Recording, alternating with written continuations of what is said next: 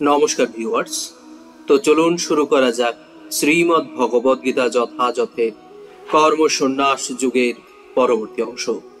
আজকে শ্লোক 27 এবং 28। স্পর্শান কৃত্বা বহির্বাহ্যাংশ চক্ষুশ্চৈবন্তরে ভ্রুব প্রাণাপানৌ সমকৃত্বা নাসাভ্যন্তরচারিণৌ যতেন্দ্রিয়ৌ মনোবুদ্ধি মুনির্মুখ্য পরায়ণ বিগতেচ্ছা ভয় ক্রোধ য সদা মুক্ত এবশ। মন থেকে বাহ্য ইন্দ্রিয়ের বিষয় প্রত্যাহার করে ভ্রূদ্বয়ের মধ্যে দৃষ্টি স্থির করে নাসিকার মধ্যে বিচরণশীল প্রাণ ও অপান বায়ুর ঊর্ধ্ব ও অধোগতি রোধ করে ইন্দ্রিয় মন ও বুদ্ধি সংযত করে এবং ইচ্ছা ভয় ও ক্রোধ শূন্য হয়ে যেমনি সর্বদা বিরাজ করেন তিনি নিশ্চিতভাবে মুক্ত। তাৎপর্য: ভক্তিযোগে ভগবানের সেবায় নিয়োজিত হলে অচিরেই স্বরূপ উপলব্ধি হয় এবং তারপর ভক্তির মাধ্যমে ভগবানকে জানা যায়। ভক্তিযোগে সুস্থিত হওয়ার ফলে কৃষ্ণ ভক্ত অপ্রাকৃত অবস্থায় উপনীত হয়ে তার কর্মের গণ্ডিতে ভগবানের উপস্থিতি অনুভব করার যোগ্যতা অর্জন করেন। এই বিশেষ অবস্থাকে ব্রহ্ম নির্বাণ বলা হয়। ব্রহ্ম নির্বাণ সম্বন্ধে উপরোক্ত তত্ত্ব ব্যাখ্যা করে ভগবান অর্জুনকে অষ্টাঙ্গ যোগ অর্থাৎ যম, নিয়ম, আসন, প্রাণায়াম, প্রত্যাহার, ধারণা, ধ্যান, সমাধি অনুশীলন পূর্বক কিভাবে এই স্তরে উন্নীত হওয়া যায় সেই সম্বন্ধে উপদেশ দিয়েছেন।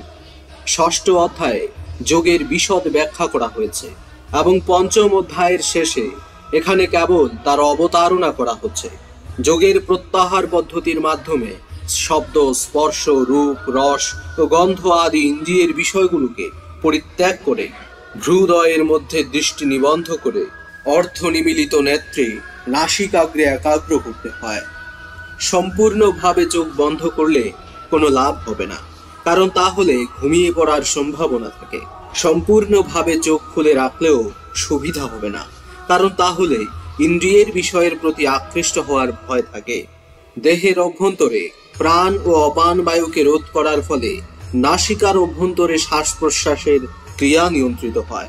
এভাবেই অভ্যাস করার ফলে ইন্দ্রিয়ের বিষয়সমূহ পরিত্যাগ করে ইন্দ্রিয় ব্যাগ দমন করা সম্ভব হয় এবং তার ফলে সাধক ব্রহ্ম নির্বাণ লাভ করতে সক্ষম হন। এই যোগ পদ্ধতি সব রকমের ভয় ও ক্রোধ থেকে মুক্ত হতে সাহায্য করে এবং এভাবেই অপ্রাকৃত স্তরে পরমাত্মার উপস্থিতি অনুভব করা যায়।